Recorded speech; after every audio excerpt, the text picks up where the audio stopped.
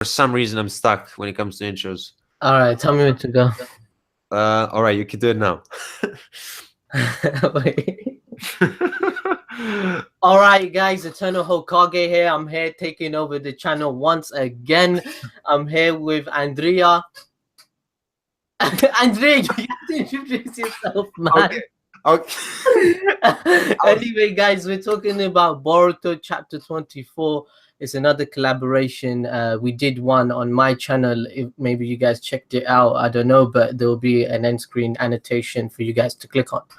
So without further ado, let's get into it.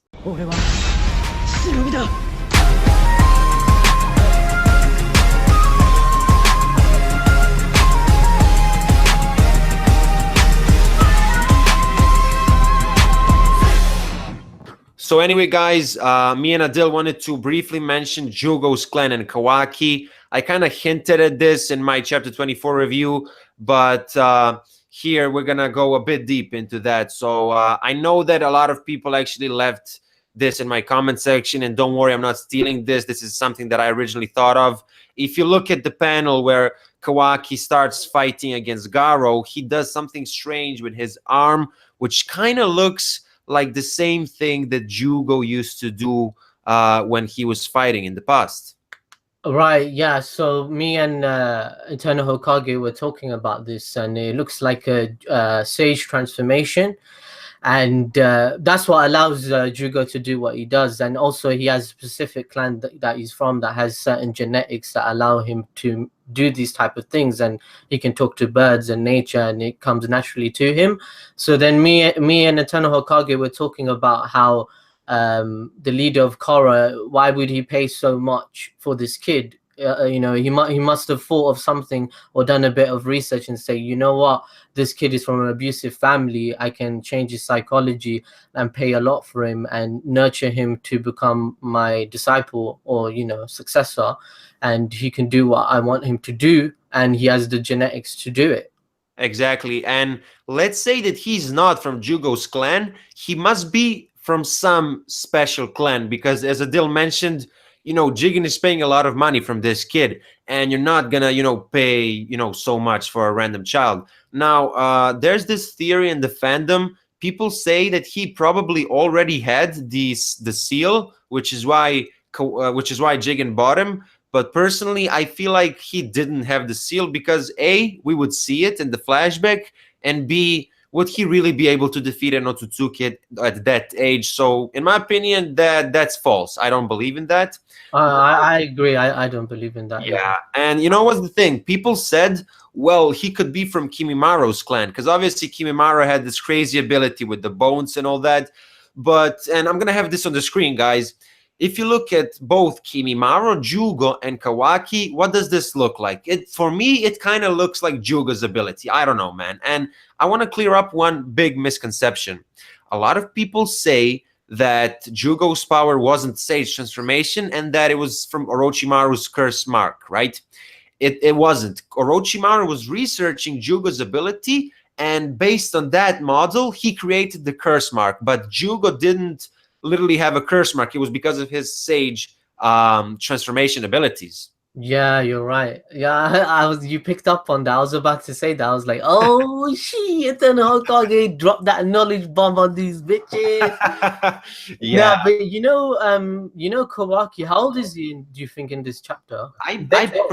I think that he's the same age as Boruto, 12. I genuinely think so. People say that he looks older, which I'm not disagreeing with, but I feel like he's 12, just like Boruto. All right, so one thing I noticed about what's his name, Kawaki, is that he has a Roman numeral on his face, and so far they've revealed, I think, 8 Korra members, so he's the 9th one, and he's this supposed vessel. But then they have these outer path members and then inner path members. I think these outer path members are people they recruit that, you know, they're just minions. Because the one that faced Kawaki at the end, Kawaki actually, it says Kawaki took out his jaw, and he's only 12 years old. Like, that mean, and this is a grown man, and he looks so powerful. Like, oh yeah, that's another thing I want to mention. The designs are sick. Yeah, like every character looks sick, man. Like, it looks progressive from the Naruto series. Like, I love everyone's design, but it seems to be like there's 9 Kara members. I don't know if the 9 would have a significant number. I think we saw. I remember the first 5. Then Amado was mentioned. He was never shown, but that's 6. Kawaki 9, and I Yeah, feel like I think there's they're more. about to. They need to show us 2 more from the inners. I think. Yeah, and they didn't show the names. Yeah, they didn't show the names. Yeah. And now that you mention names, obviously in this chapter, Delta's name was revealed, right? It's the thick girl from the Kara, right? Yeah. Anyway, I talked about this many months ago, but I was, super small at that time, so most of you didn't even see that video.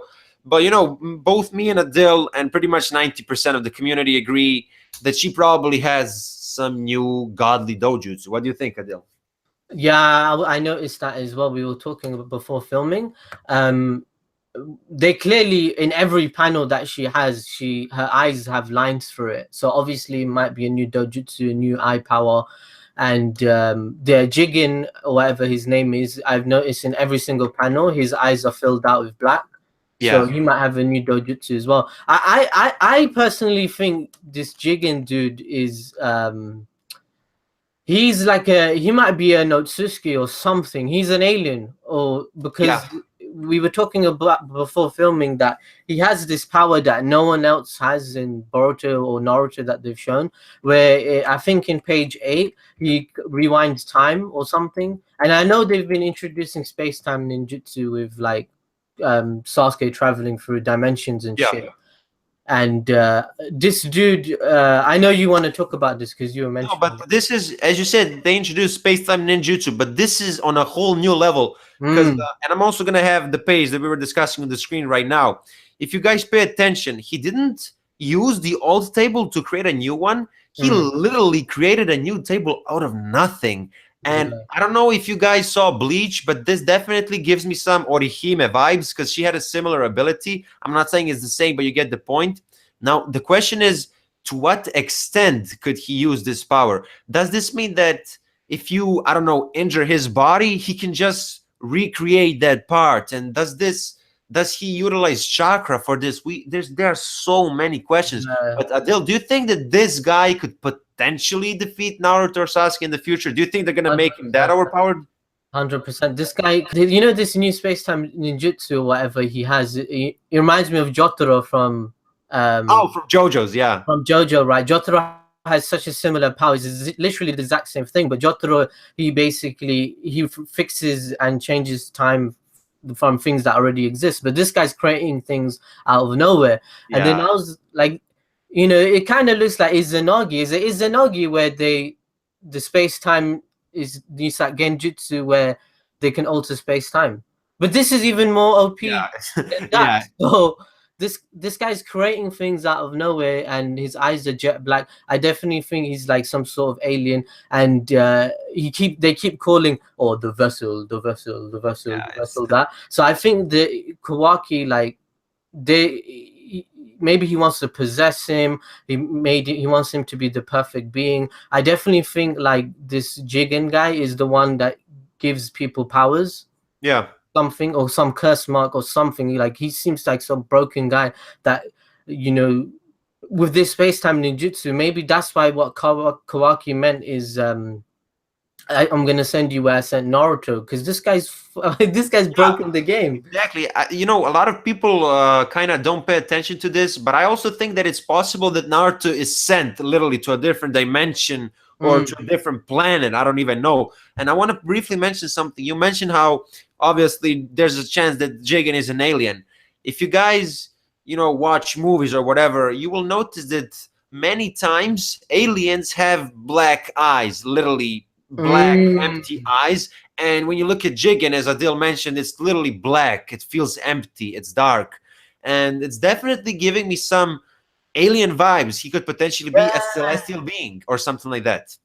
And his eating scene, it looks like he has like a superiority complex where he's like, because he's an alien, he might think human beings are trash. Like, it's very possible. He's going out with this girl. I think he's definitely like doing it.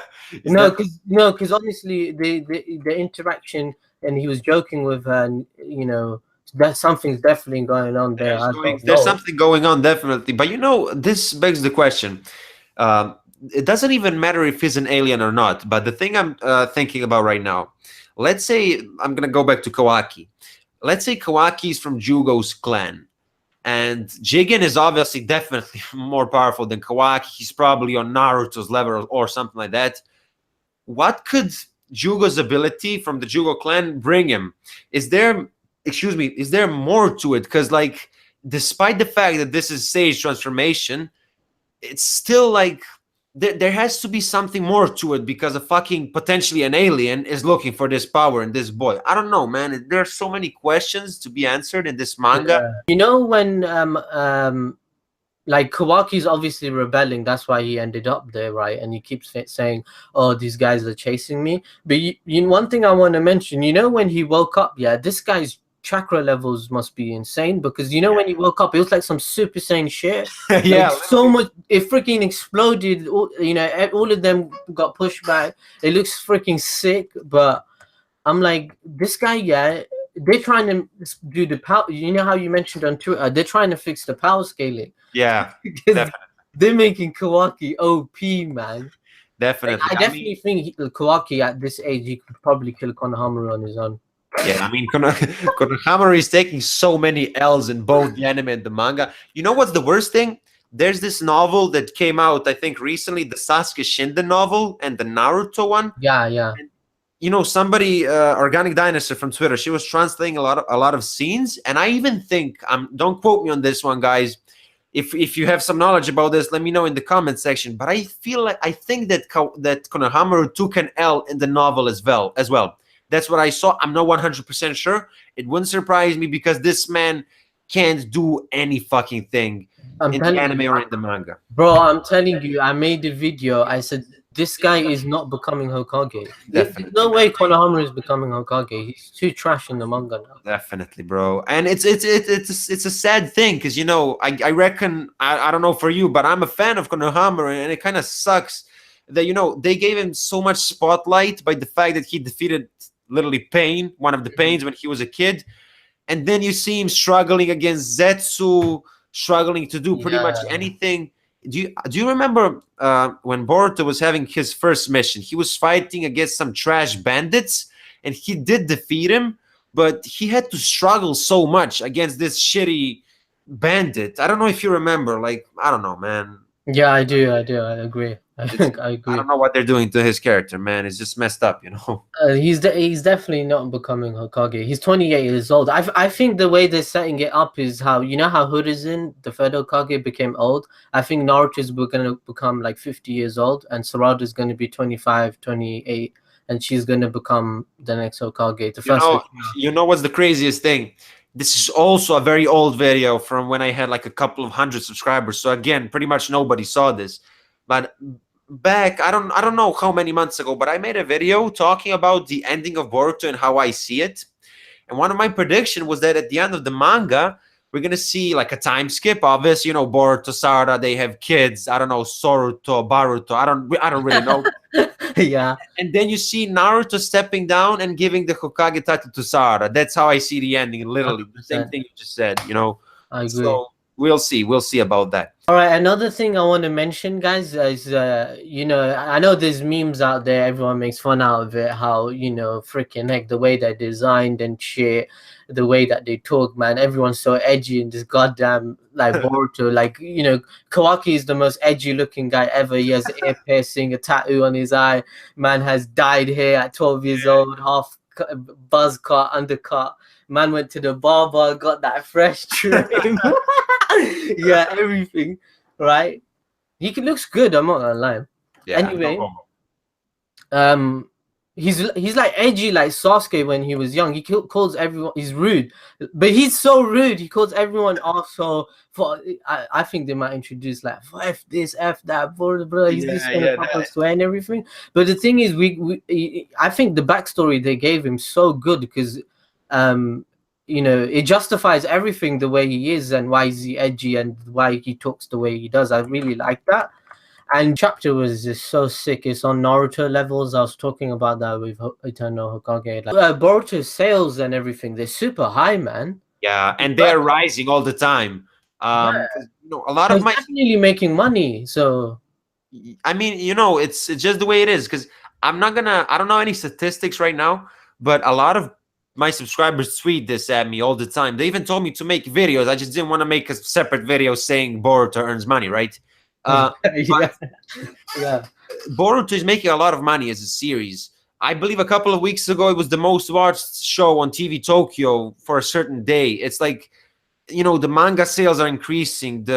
Even my channel is growing all the time, which just shows you how much this community is growing all the time. And now with Kawaki getting introduced, and with more and more people on YouTube talking about it, it's just growing, bro, all the time.